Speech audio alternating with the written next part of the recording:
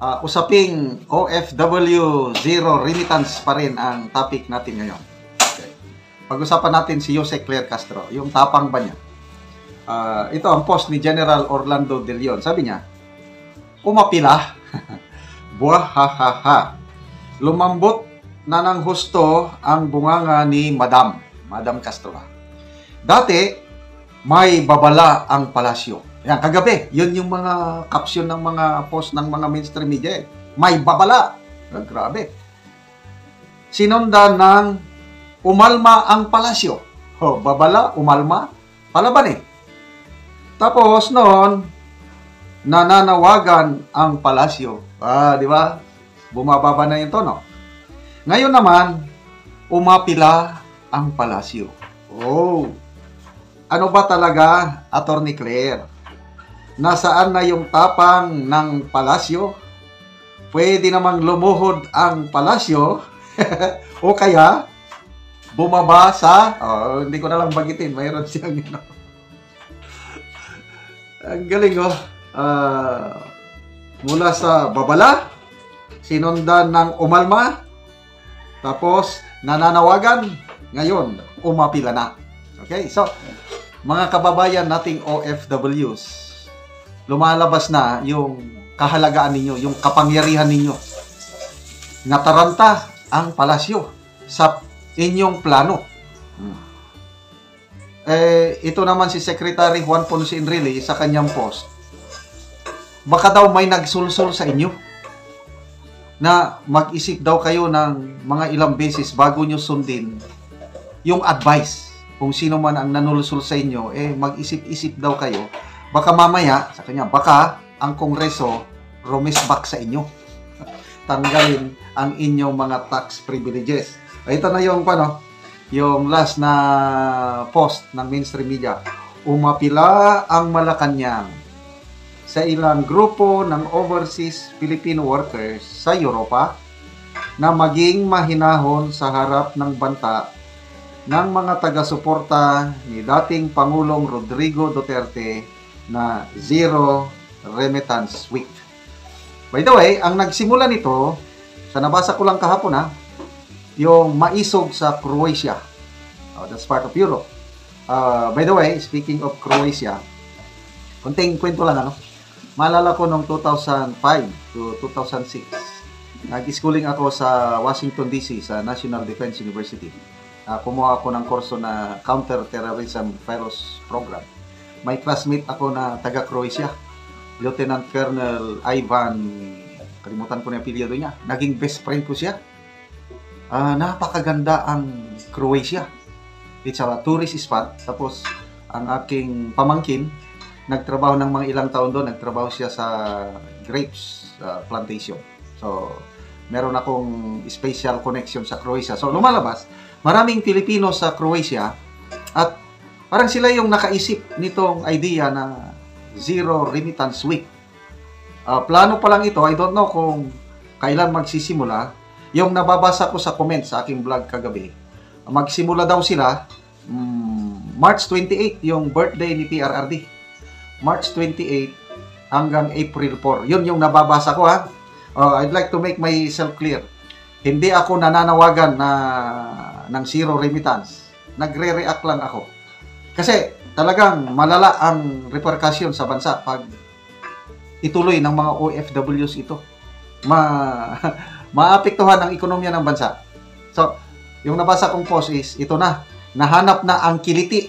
Nahanap na ang Achilles heel. Itong mga OFWs lang pala ang magpapagimbal. Pagtuluyan na nila. At yung mga nababasa kong post, kahit hindi taga-Europe, yung nababasa ko, dito kami sa UAE, United Arab Emirates, hindi rin kami magpapadala. Kami sa Hong Kong, hindi rin kami magpapadala. Kami sa Singapore, hindi rin kami nagpapadala. Yan ang mga nababasa kong comment sa aking vlog kagabi. So, hindi lang Europe na pala ito, kundi malawakan na sabi nga ni Attorney Claire Castro, mag-isip kayo. Kasi maapektuhan din ang inyong pamilya. Oo nga naman. Kaya lang, yung nabasa kong mga comments, mabubuhay din yung pamilya namin. Sakripisyo sila. Ang iba, may ipon kami. Kahit isang buwan na hindi ako magpapadala, mabubuhay pa yung pamilya ko doon. Ganon, ang mga, ano na rin ito, palaban na rin itong mga OFWs na ito eh. Basahin lang natin itong kung ng GMA. Ay, wala pala. Magbasa tayo ng mga comments.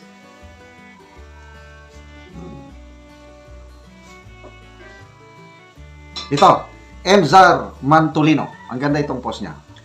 In 2024, OFW sent home a record-breaking 38.34 billion US dollars. Laki!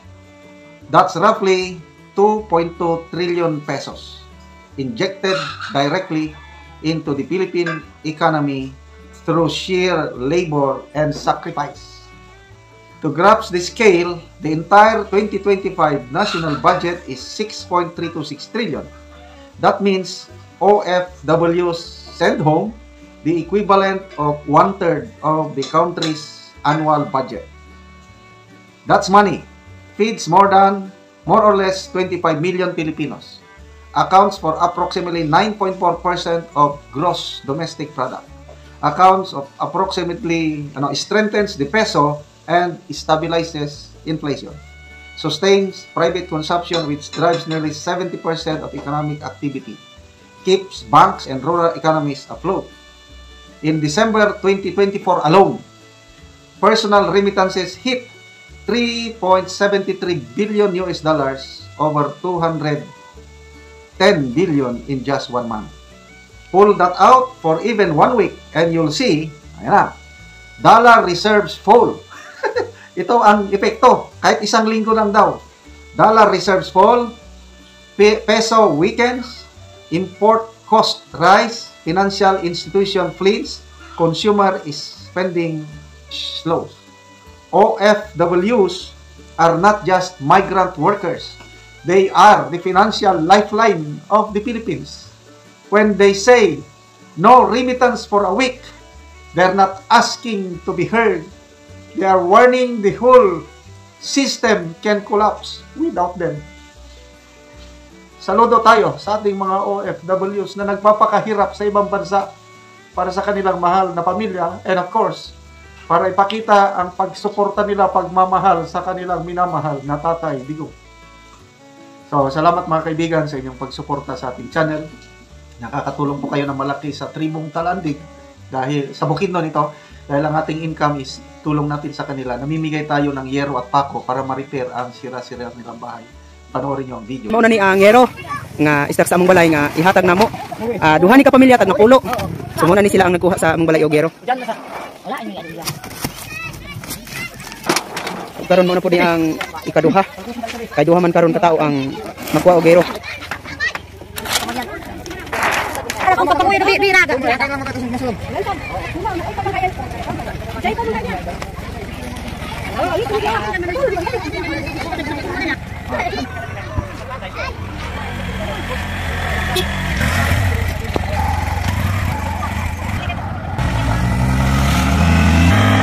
Karon mo ni ang mahatag nga yero.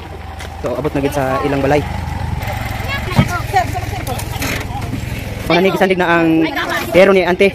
Ug karon mo na ni ang balay ni ante nga kadtong natagaan na mo og yero. Ngit-ngit na apan makita gyapon ang mga bulsot sa ilang balay nga mura na gid og mga bituon. O makita na gyud nga mga kuan na gyud mo ni ang natagaan na mo og yero. So mapamutan na ako si ante og si tatay. Ante unsa ang imong maistorya? Tatay aray mo tatay. Unsa ang inyong maistorya bahin sa gihatag sa inyo nga plinsin pako lansang? Salamat sa Ginoo. Salamat sa Ginoo. Padayon ng Nung naghatag sa Dako kayo magpalalamat na. dako kayo salamat. Oo, dako kayong salamat sa nagatag og yero nga nag-sponsor ani. Nga natabangan mo nga ang inyong balay tulo na gyud. Dako gyud panalamat namo. Oo. Tabangan kami. Oo, natabangan mo labi na nga di gyud mo maka palit og yero kung wala mo natabangan kay wala man gyud may pagpaningkamot kay mga tigulang namo. Wala na Ginoo. Oo, so salamat sad. Sige salamat ante, tatay, salamat.